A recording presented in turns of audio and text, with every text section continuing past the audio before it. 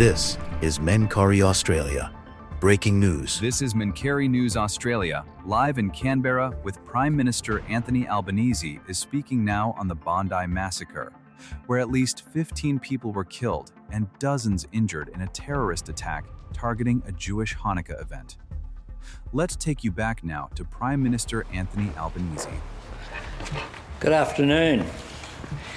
8 days ago, terrorists sought to divide our nation. They went to Bondi Beach to unleash mass murder against members of our Jewish community and to unleash the forces of hatred and anti-Semitism in our society. Last night, the Jewish community returned to Bondi, along with many thousands of other Australians, to show that unity will triumph over division, love will triumph over hatred, and importantly, light will triumph over darkness. And that was the theme of the vigil, light over darkness. Emotions were raw and a lot of people in the community are hurting and angry. And some of that anger was directed towards me, and I understand that. As Prime Minister, I feel the weight of responsibility for an atrocity that happened whilst I'm Prime Minister. And I'm sorry for what the Jewish community and our nation as a whole has experienced. The government will work every day to protect Jewish Australians, to protect the fundamental right as Australians that they have to be proud of who they are, to practice their faith, to educate their children, and to engage in Australian society in the fullest way possible. We're not going to let the ISIS-inspired terrorists win. We won't let them divide our society, and we'll get through this together. And today, my cabinet has met for the second time since this incident. As well, the National Security Committee met for the 9th time since this anti-Semitic terror attack. And we went through the legislation and the legislative measures that the government is considering and that we will now further consult with the community on to make sure that there's as broad an agreement as possible. We'll also, after that process, be consulting across the Parliament as well to make sure that this is indeed a time where we have what is needed, which is urgency and unity, not division and delay. Urgency and unity is what we need. A summary of the legislative measures that will be considered: creating an aggravated offence for hate preaching, advocating violence against protected groups, increasing penalties for existing offences for hate speech, advocating violence or property destruction against protected groups, making hate motivation a factor in sentencing for Commonwealth crimes with options to limit this to online threat and harassment crimes as announced to expand to all Commonwealth crimes if required. We want to list prohibited hate organisations to make it a criminal offence to join, recruit or support an organisation listed by the Home Affairs Minister and the Attorney General.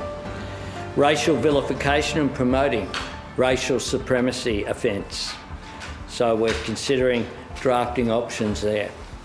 We want the power to cancel visas where the Home Affairs Minister suspects a person has engaged in vilification, hate speech, promoting violence, displaying hate symbols or associating with a terrorist organisation or prohibited hate group. We're looking at changes to hate symbols offences as well, and also looking at changes to the Customs Act to ban importing extremist material or hate symbols. In addition to that, we had a discussion about gun laws, and today the State and Territory Senior Officials Group is meeting. We want to work through with State and Territory governments. I know that New South Wales is considering legislation this week, but we want to work through right across the board those changes or proposed changes. I'll ask the Attorney-General and then the Minister for Home Affairs to make some comments and then happy to take questions. Thank you, Prime Minister. Firstly, can I start by expressing my condolences to the victims, the families and the friends, and certainly all Australians who have been impacted by this heartbreaking, horrific act of terrorism against Australia's Jewish community. What occurred at Bondi just over a week ago was an act of pure evil. It was a targeted anti-Semitic terrorist attack on the first day of Hanukkah, which should be a joyous celebration of faith. And it was a vicious attack on all Australians and on our Australian way of life. There is no place for hate, violence and terrorism in Australia. For too long, there have been extremists who've operated just within the law, crafting rhetoric and participating in actions specifically designed to operate below the existing criminal threshold and displaying hate symbols under the guise of ignorance. This is changing. It needs to change urgently, and it needs to change with unity. As the Prime Minister said, Cabinet today agreed to progress a legislative package that I will lead along with Minister Burke, designed to further combat abhorrent hate speech and its consequences. The package will crack down on those who spread hate, division and radicalisation in our community and build upon the government's existing hate speech laws. The legislative package will include the measures outlined by the Prime Minister last week, which we have developed further, including an aggravated hate speech offence for preachers and leaders who promote or threaten violence against protected groups or members of groups, increased penalties for hate speech offences relating to advocating or threatening force or violence against protected groups or members of groups and their property, making hate an aggravating factor in sentencing in terms of a number of Commonwealth crimes. There will also be a new serious vilification offence that criminalises inciting hatred, and we will be consulting closely with the Jewish community and others on the structuring of this offence. In addition to the measures that I've outlined, we will introduce a new aggravated offence targeting adults who seek to influence and radicalise children. Anyone advocating to children violence against protected groups or their property will face tougher penalties.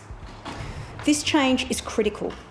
Since 2001, 120 people have been convicted of terrorism offences and 10 were children.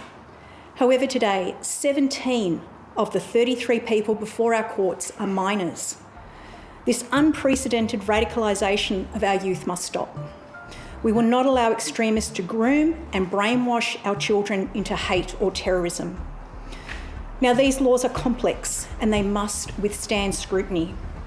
The new bill will be drafted over the coming weeks for introduction in the new year. We have begun consulting with the Jewish community and will continue to engage them. Importantly, this is not a time for partisanship.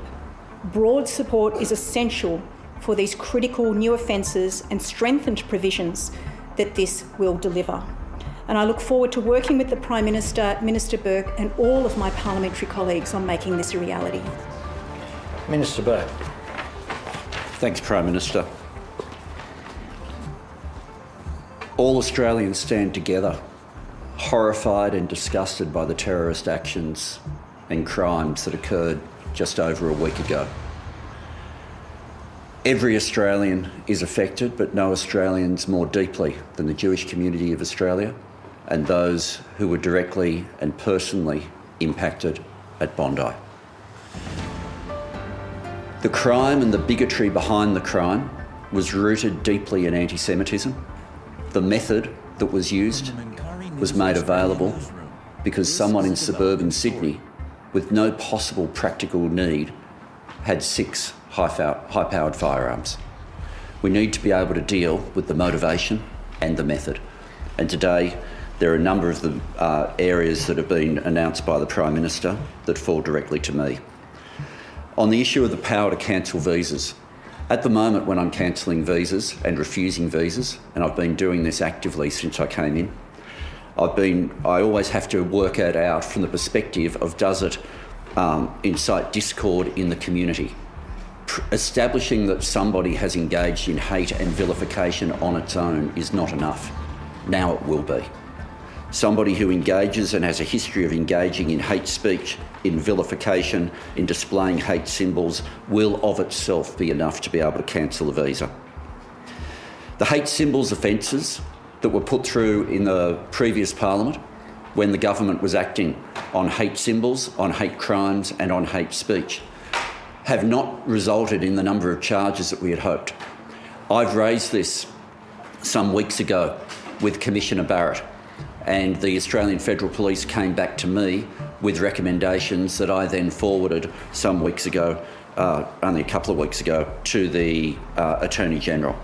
Effectively, we will be making it easier for the Australian Federal Police to successfully bring charges against those who use and display hate symbols. We'll also be making changes to the Customs Act so that, as well as it being unlawful for them to be held in Australia, it is easier for them to be intercepted at the border if they're seen there. And finally, on listing prohibited hate organisations. I've spoken before about my disgust for a very long time at organisations like Hizb ut-Tahrir and the National Socialist Network, otherwise known as the neo-Nazis. These organisations, for a long time, have been able to take hate right to the threshold without using the words violence and escape any further terrorist listing. We will be establishing a new form of listing for those who do not meet the terrorist organisations, of being able to prescribe organisations. I'm asking my department, as the drafting is done, to check it against previous behaviour of Hizb ut-Tahrir and the National Socialist Network. Their behaviour needs to be unacceptable.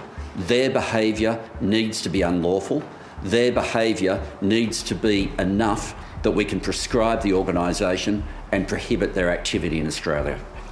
Thanks very much. Happy to take questions. We'll start over here. We'll just go. Prime Minister, thank you. Can I ask for your explanation on why you haven't committed to a national royal commission? Is it to do with timing, that sometimes it take years, it could be close to the next election? Do you want something sooner? What's the reason not to? We want urgency and unity, not division and delay. We have commenced already the Richardson Review.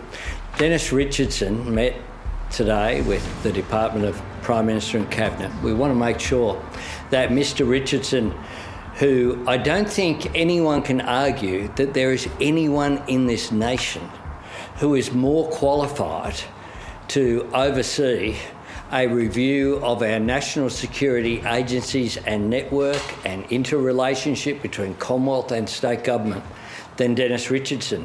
We wanted him as well to have input into his terms of reference, and that is why that work began today.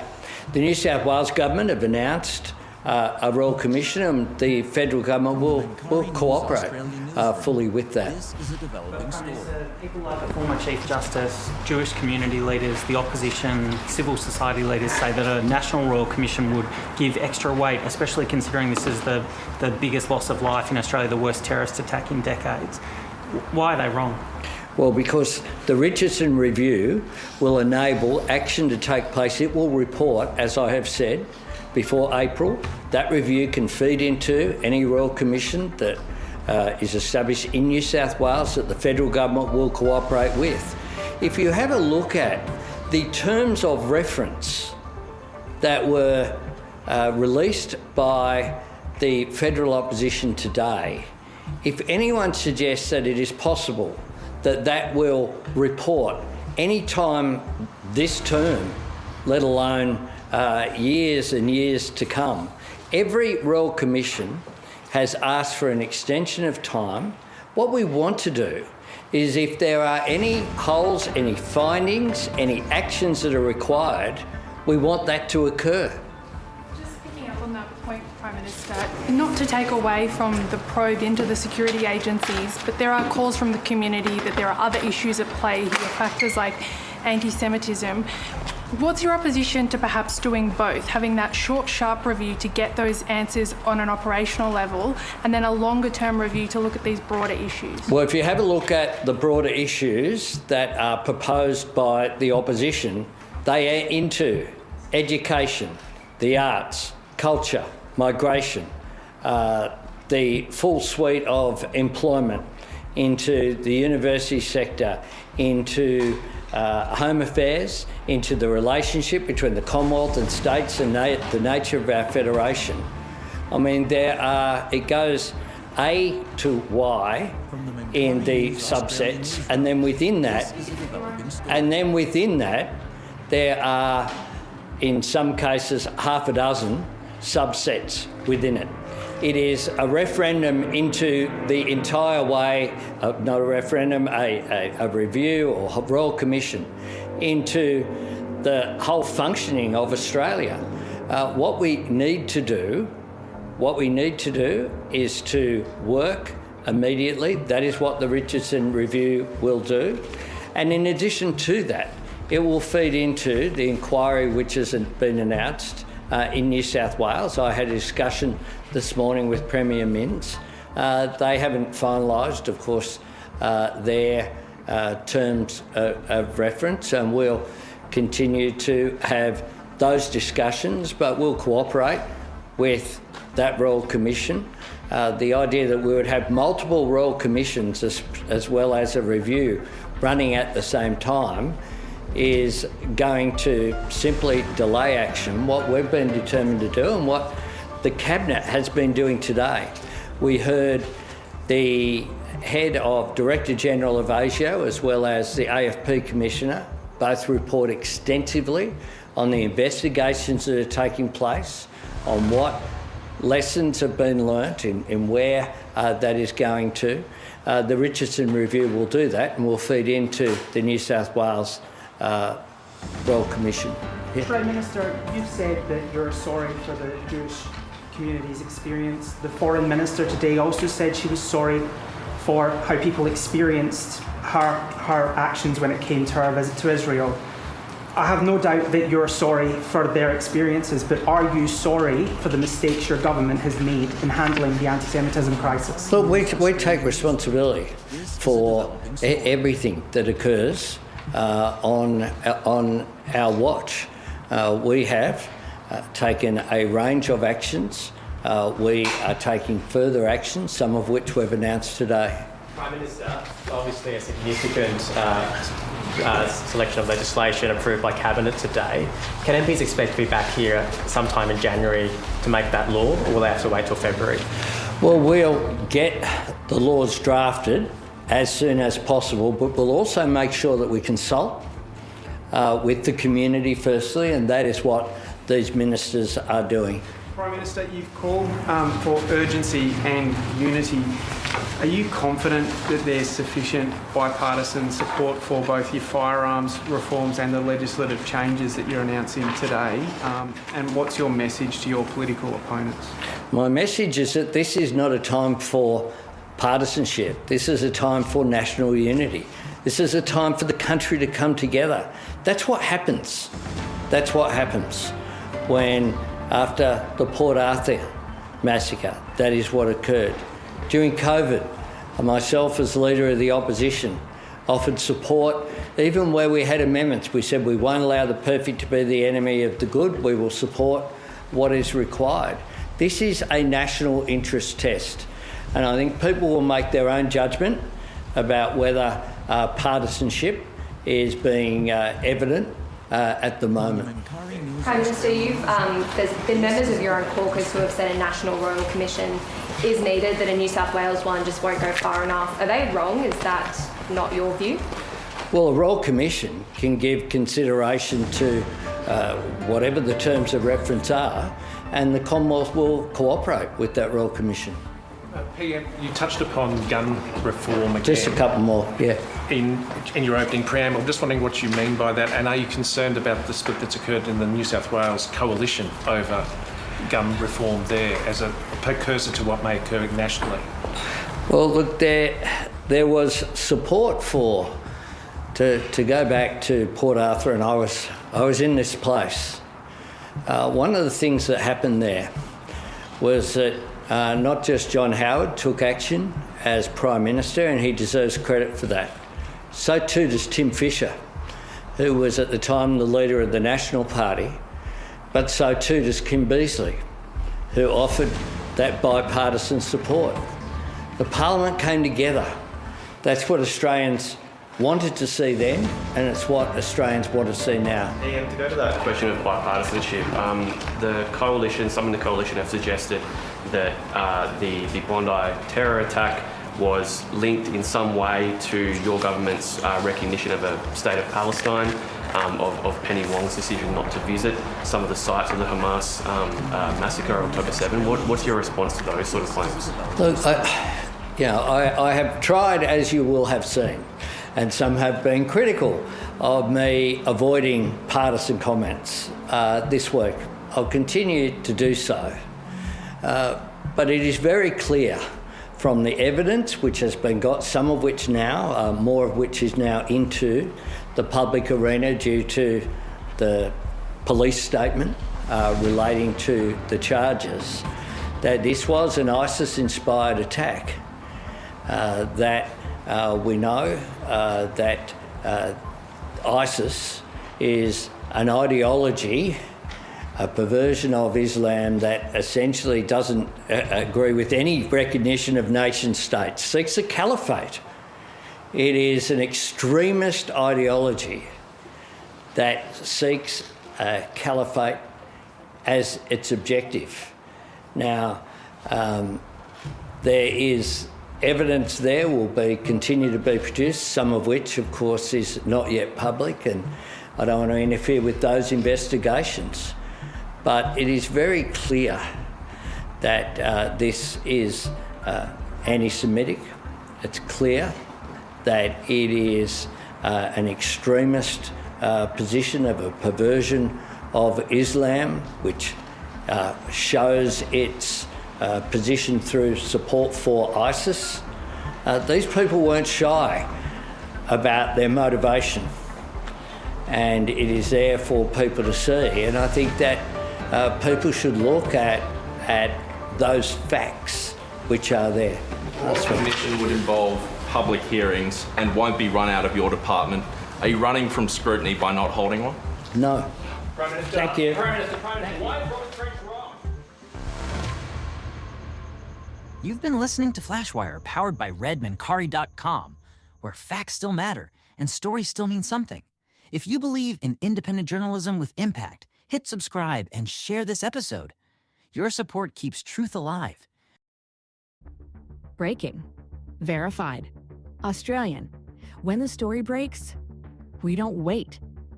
We verify, explain, and bring you the facts straight from the source. Now, Optus has clearly failed here. Optus have failed to put safety first. Company Optus and its parent company Singtel offer commercial Discussions based as friends and trusting.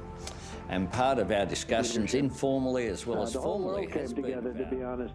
So many countries that you wouldn't have even thought of it, they came together. The world has come together. Now, we do need to draw a line in the sand when it comes to the protests that we continue to see in this country. The Flashwire is your rapid response breaking news podcast, a stripped down, adrenaline-paced bulletin that drops minutes after major stories break. It's designed for listeners who want accuracy and speed, not noise. Think of it as the audio equivalent of a newsroom's red alert light turning on. Each episode runs under 5 minutes, short enough to drop between scrolls, but packed with verified updates, eyewitness info, expert sound bites, and a forward look at what happens next. No spin. No filler. Just what you need to know and what comes next.